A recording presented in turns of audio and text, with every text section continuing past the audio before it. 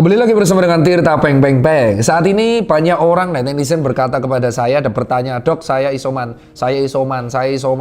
Total sehari saya menangani konsulan pasien itu lewat WA, telepon, chat, SMS, bahkan ada yang meminta dikunjungi sehari 10-30 pasien.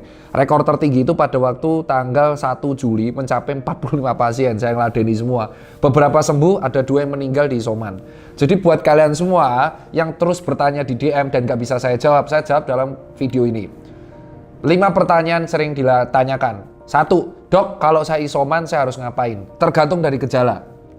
Jadi gini, pasien yang diadakan isolasi mandiri adalah pasien dengan gejala tanpa gejala tapi jadi positif, tanpa gejala positif, gejala ringan, dan gejala sedang. Harusnya gejala sedang ini dirawat di Wisma Atlet atau rumah sakit darurat. Tetapi kalau misal ruangan tidak cukup, diminta isoman.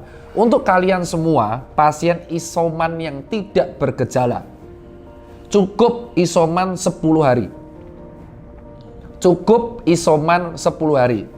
Tidak perlu minum obat apapun karena tidak bergejala. Yang kalian harus lakukan adalah makan makanan yang mengandung protein yang cukup karena zat pembangun tubuh sehingga mengganti sel tubuh yang rusak. Ya. Kedua adalah makan makanan yang mengandung vitamin C dan vitamin D. Kalau kalian pengen suplemen bisa konsultasi dengan aplikasi telemedicine, vitamin D3 dan vitamin C tablet. Dan tinggal minum empon-empon yang kalian tahu, jahe anget sekali sehari silakan, tapi itu bukan obat COVID. Itu hanya sebagai suplemen dan bed rest. Untuk olahraga dipersilakan kalau kamu OTG, tapi tidak boleh terlalu capek karena akan mengganggu sistem penyembuhan. Nah, Dok, kalau sehari ke-10 saya perlu cek swab atau tidak? Tidak diharuskan. Seseorang yang sudah bebas gejala selama 10 hari, ingat, bebas gejala selama 10 hari, apapun hasil PCR-nya itu tidak pengaruh. Karena dengan catatan dia bebas gejala 10 hari setelah dia isoman, berarti kemampuan virus tersebut sudah inaktif, dorman. Itu yang pertama. OTG masih bisa menularkan. Kedua, orang yang gejalanya ringan. Dan ini sering banget ditanya. Biasanya ketahuannya ketika dia mau kerja di kantor, di swab di kantor, rutin di pabrik, ketahuan COVID. Jika kamu gejala ringan, apakah gejala ringan itu? 1, demam, lebih dari 2 hari. Ada nyeri sendi, dan anosmia, tetapi tidak ada gejala sesak, tidak ada batuk yang berat, batuknya cuma ringan. Yang kamu harus pakai adalah obat-obatan seperti paracetamol 500 mg 3 kali sehari. Ini untuk demamnya, 3 kali sehari. Dan kalau ada nyeri perut bisa diminum antasida 500 mg 2-3 kali sehari. Ya. Dan untuk meminumnya, minum air yang cukup. Terserah mau minum air kelapa, air putih, Pocari Sweat, air ion, ya kan. Yang penting bukan air panas 100 derajat karena melepuh nanti ya. Dan antibiotik tidak diperlukan untuk gejala ringan. Antibiotik tidak diperlukan untuk gejala ringan. Apalagi dexamethasone dan teman-temannya belum diperlukan untuk gejala ringan. Antibiotik dan dexamethasone itu digunakan untuk gejala sedang menuju berat dan harus menggunakan resep dokter. Kalau kamu ada batuk-batuk, bisa dibeli obat batuk hitam yang tidak mengeluarkan dahak. Minum 2 kali sehari atau bisa minum Ambroxol, itu obat-obat yang ada di puskesmas dan murah. Untuk vitamin bisa C atau D3 konsultasi dengan telemedicine, aplikasinya ada. Makanan yang dimakan sama, yaitu makan makanan yang mengandung protein yang tinggi, ya kan? Atau anget-angetan, minum air yang cukup dan bed rest. Untuk ringan dilarang, diminta tidak melakukan kegiatan yang berat. Bed rest. Nah, ini isolasinya 10-14 hari, ya. Dan kamu tetap bebas gejala dihitung dari kamu tidak bergejala. Ya, setelah kamu isoman 14 hari, yang gejala ringan wajib PCR. Kalau masih negatif, tunggu bebas gejalanya 10 hari. Misalkan kamu gejalanya 7 hari sudah bebas gejala, tapi hari ke-7 hari ke-14 masih positif. Berarti kamu tinggal nunggu 3 hari lagi bebas gejala. Ya. Jadi seperti itu. Dan untuk isoman seperti ini bisa di rumah atau di hotel atau di kos. Dan kalau sudah sembuh, dicuci, ruangan-ruangannya tinggal disemprot atau dibersihkan pakai disinfektan yang ada rumahan. Ingat, disinfektan bisa buat indoor.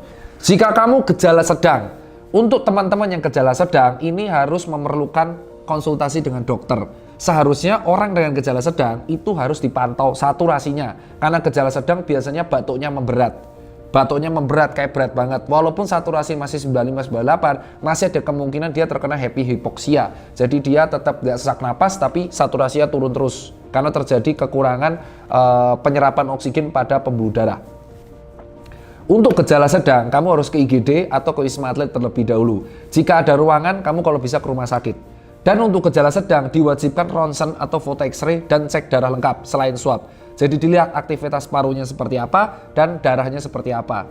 Jika gejala sedang, paru-parunya masih bagus, belum ada bercak keputihan di bagian paru-parunya dan cek darahnya masih stabil, masih bisa isoman di rumah dengan resep-resep yang diberikan oleh dokter. Biasanya untuk gejala sedang ini ada pengurang-pengurang gejala dan itu bahannya kortikosteroid. Tapi saya nggak bisa bilang kalian nanti beli sendiri, nggak boleh.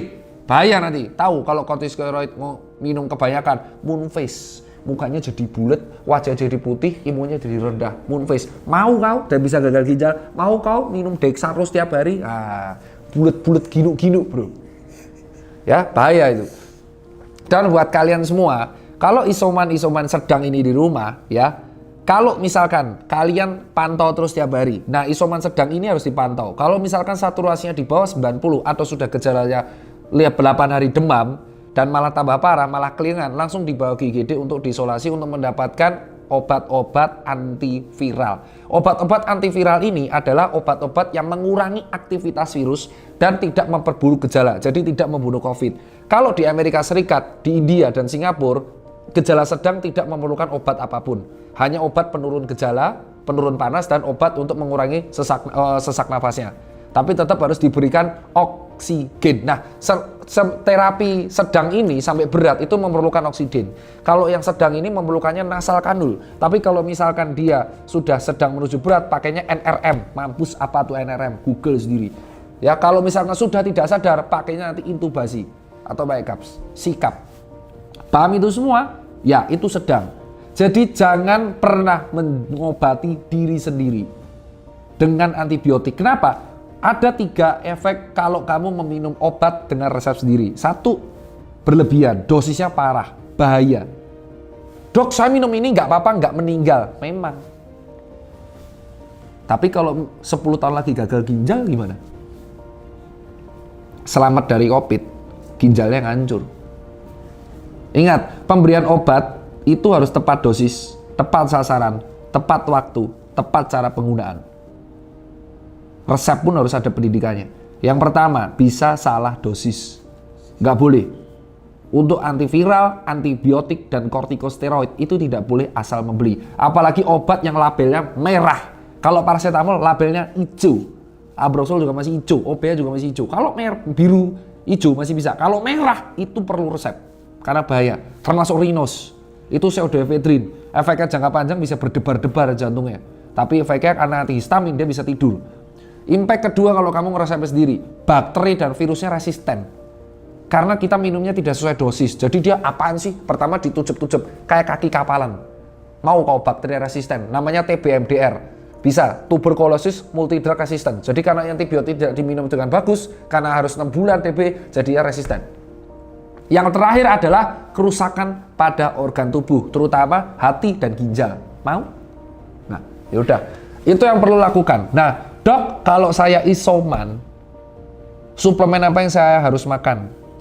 Dan makanan apa yang harus saya hindari? Jawab, makanan yang harus dihindari adalah makanan berminyak yang mengandung lemak berlebihan dan kolesterol. Gulanya juga dibatasin. Ya, kalau terutama orang yang punya diabetes. Kedua, oksigen sedia kalau kamu gejala sedang. Ya, makan makanan yang banyak mengandung antioksidan, brokoli, kembang kol, tomat, wortel. Ya, untuk bayam dan kangkung ada kristalnya. Dan habis itu, kamu juga perlu makan makanan yang mengandung bawang putih, bawang merah, jahe merah. Itu untuk malam. Kalau untuk melegakan, jadi jahe merah itu impact-nya adalah antiinflamasi dan membuat aliran darah ke tenggorokan itu jadi banyak, sehingga proses penyembuhan jadi lebih maksimal. Jadi kita kayak lebih lega, terutama minuman hangat. Air yang cukup, karena apa? Karena kita selama penyembuhan energinya terkuras. Walaupun kita beres itu energinya terkuras. Makanya kalau habis COVID biasanya lemes banget. Dietnya protein, bukan makan sebaik mungkin, tapi protein. Karena protein itu zat pembangun tubuh yang mengganti sel-sel yang rusak. Itu adalah beberapa tips yang harus dilakukan saat isoman. Dan untuk DKI dan Jawa Barat, Ridwan Kamil dan Pak Anies dan juga Kemenkes, pemerintah pusat daerah bekerja sama memberikan kalian fasilitas gratis, PCR gratis, lalu konsulnya ke 11 telemedicine. Nanti saya kasih sini flyernya, Jonathan bisa dicari, ada di Instagram sudah saya update, itu gratis semua. Obatnya pun gratis. Diantarkan oleh si Cepat kalau nggak salah, lu saya iklan.